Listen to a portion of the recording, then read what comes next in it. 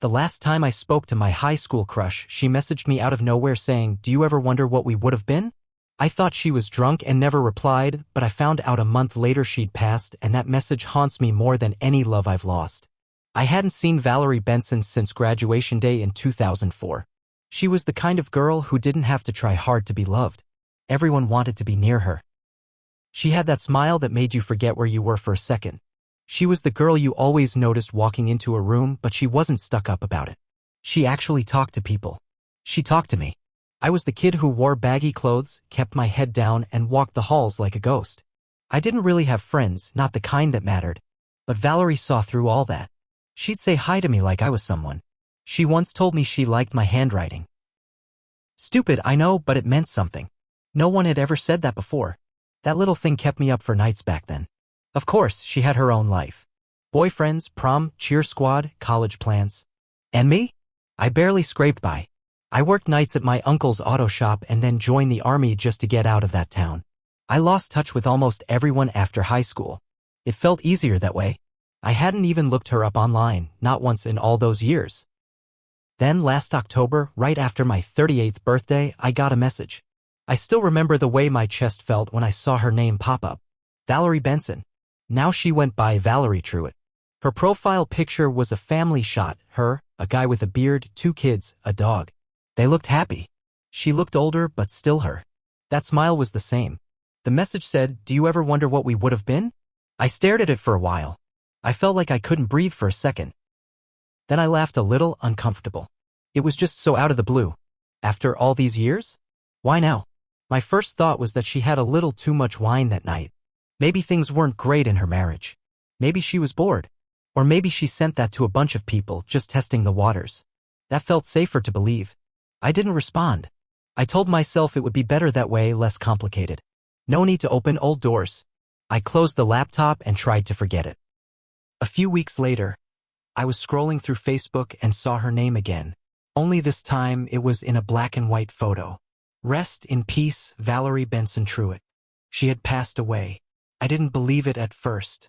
I thought maybe it was some mix-up, but I clicked into the post. Her husband had written this long message about her battle with cancer. She'd kept it quiet. Only close family had known. He said she didn't want anyone to worry. She didn't want people to see her that way. She knew she was dying. When she messaged me, she knew. That's what gutted me. That message wasn't random. It wasn't drunk. It was real. A real thought from someone who didn't have much time left. And I ignored it. I must have read that message 100 times after that. Do you ever wonder what we would have been? Yeah, Valerie. I do now. I wonder every single day. After she died, I started looking her up more. Not just her page. I started going back through our yearbook, old Facebook groups from school, even old forum posts. I don't know what I was looking for. Maybe proof that she had ever thought about me before that message. Maybe something that explained why she sent it. I found something else instead. A few days after her funeral, her sister, Casey, posted a tribute photo. It was Valerie on a hospital bed, smiling, holding a notebook in her lap. The caption read, "She spent her last days writing letters to the people she loved." That hit me hard. But it also made me wonder, did she write one for me? I didn't want to ask. I didn't think I had the right. But the thought wouldn't leave me. A week later, I messaged Casey. I told her who I was. I reminded her I went to high school with them. I didn't say much. Just that I was sorry, and that Valerie had reached out to me not long before she passed. Then I asked, as gently as I could, if maybe I was in that notebook. Casey left me on read for 4 days. Then she wrote back. Yes, she wrote something for you. I didn't know if I should send it, but I think you need to see it. She scanned a page and sent it. It wasn't long. It was in Valerie's handwriting, neat, sharp, just like I remembered. She wrote, "To Ben, I hope you're doing okay. I wish I had the courage to talk to you more back then.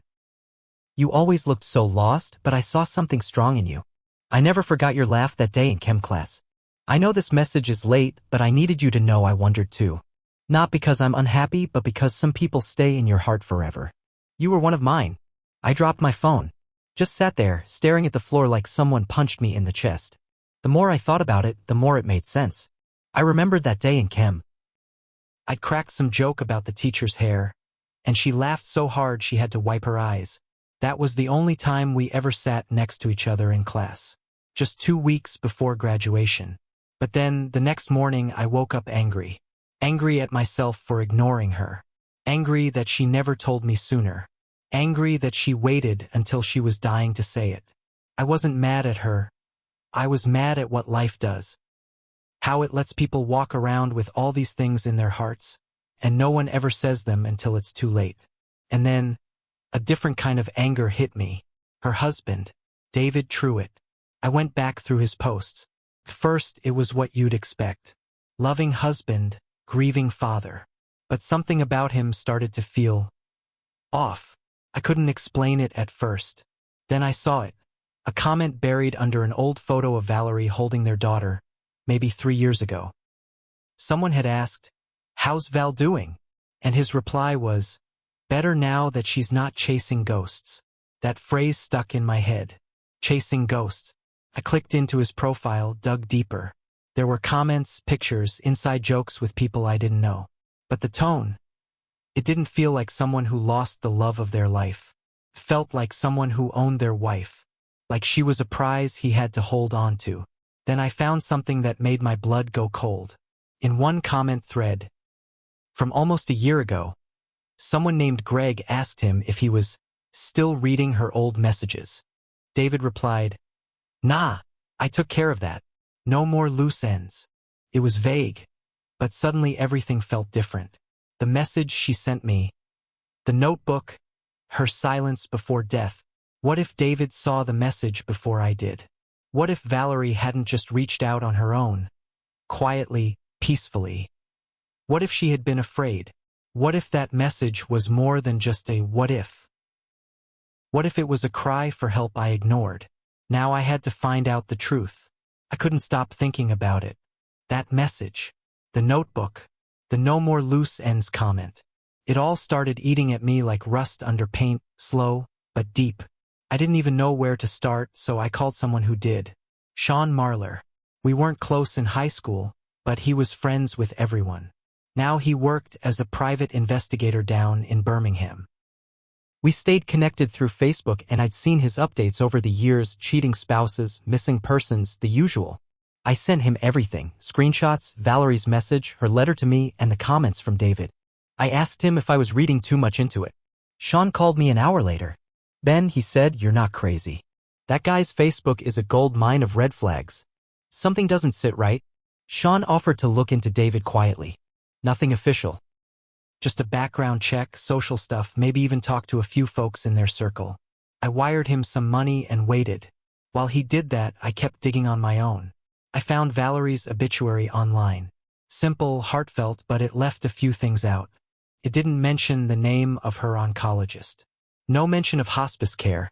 Just that she passed at home surrounded by loved ones. I messaged Casey again, asked if I could talk to her about it. She agreed to meet over video. She looked tired. Grief does that to people. We talked about Valerie, about high school, about the kids. Then I asked her straight up, was Valerie scared of David? Casey went quiet. Too quiet. She said, she didn't talk about that stuff much. Not directly. But toward the end, she was different. Secretive. Jumpy. She'd ask me to double-check her messages, delete things after reading. I thought maybe it was the meds. Now I'm not so sure. Then she said something that shook me.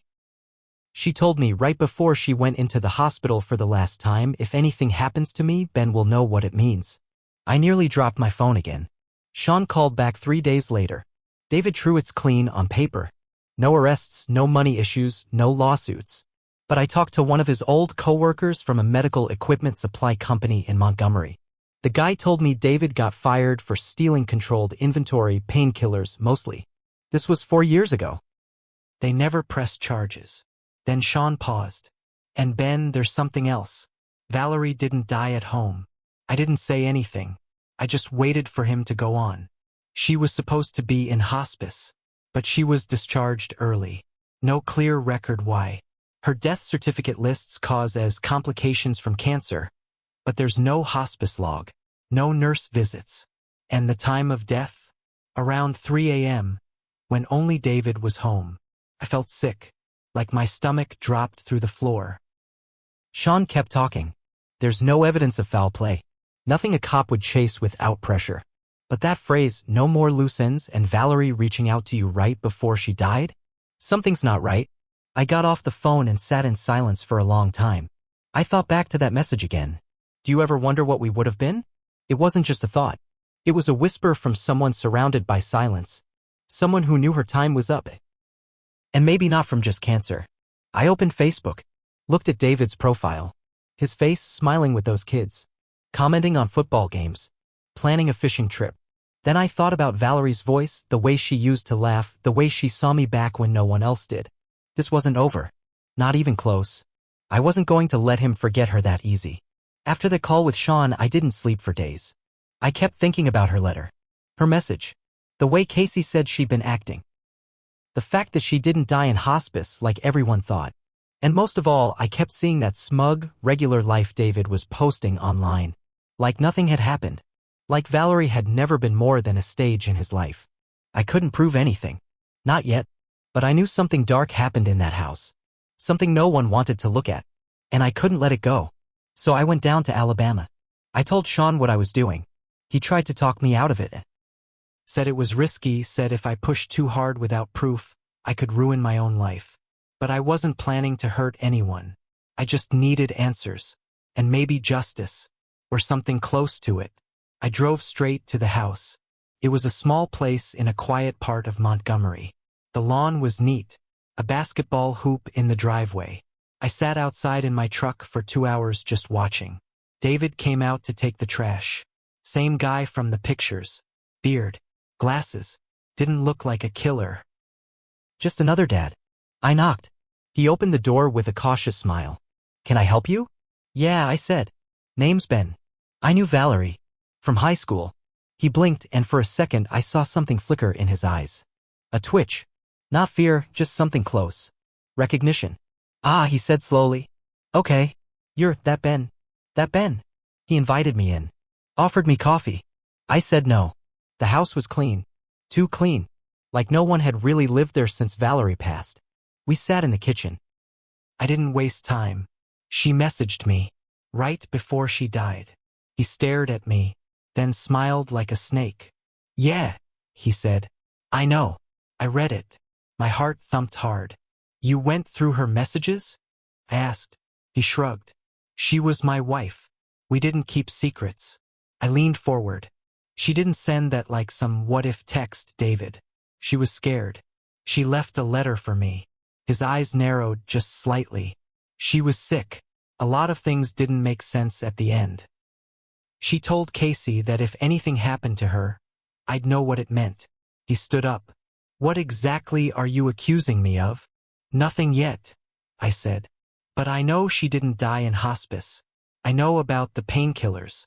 I know about your comment. No more loose ends. He stared at me. Then his face changed.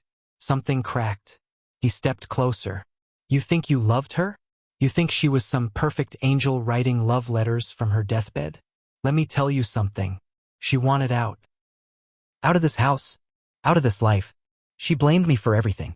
And then she started acting like she had some big past I didn't know about. Like you. I stood up, fists clenched. What did you do? She was weak, he said coldly. And I helped her the way I thought was best. That was it. I swung hard.